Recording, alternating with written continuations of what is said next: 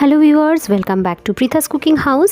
আজকের এপিসোডে আপনাদের সঙ্গে শেয়ার করব আবারও একটা পাতা বাটার রেসিপি। গরম ভাতে এই পাতা বাটা খেতে দুর্দান্ত লাগে। তার জন্য আমি এখানে নিয়ে নিয়েছি লাউ পাতা। দেখতেই পাচ্ছেন বেশ বড় বড় সাইজের লাউ পাতা আমি এখানে নিয়েছি, প্রায় 6-7টা মতো। খুব ভালো করে ধুয়ে জল ঝরতে দিয়েছি। এবারে ভালো করে জল ঝরে গেলে আমরা একটা শুকনো কড়াইয়ের মধ্যে এই পাতাগুলোকে হাত দিয়ে একটু ছিঁড়ে ছিঁড়ে দিয়ে দেব।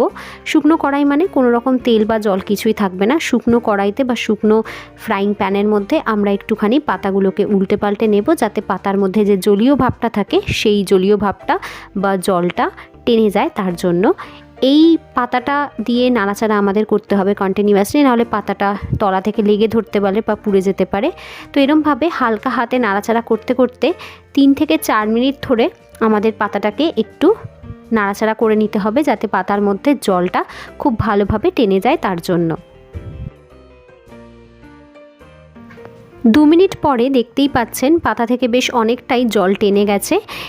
এটা আরও 2 থেকে 3 মিনিট ধরে আমাদের একটু নাড়াচাড়া করে নিতে হবে, যাতে আরও খানিকটা পরিমাণ জলটা টেনে যায়।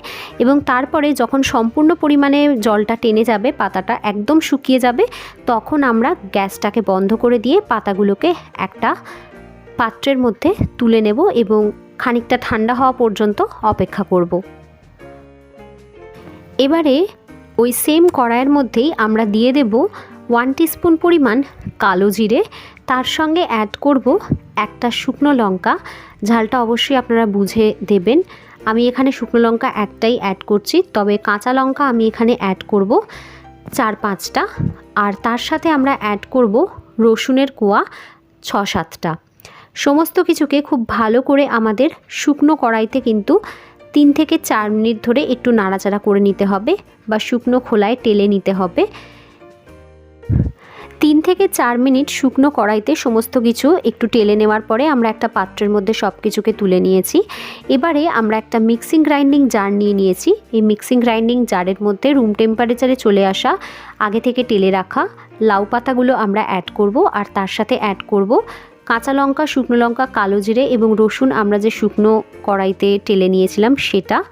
এবারে 1 টেবিল স্পুন পরিমাণ জল অ্যাড করব, যাতে সমস্ত কিছু খুব ভালো করে গ্রাইন্ড হয়ে যায়। তার জন্য তারপরে গ্রাইন্ডারের ঢাকনাটা লাগিয়ে 3 থেকে 4 মিনিটের জন্য ভালো করে সব কিছু আমরা মিক্সিতে গ্রাইন্ড করে নেব।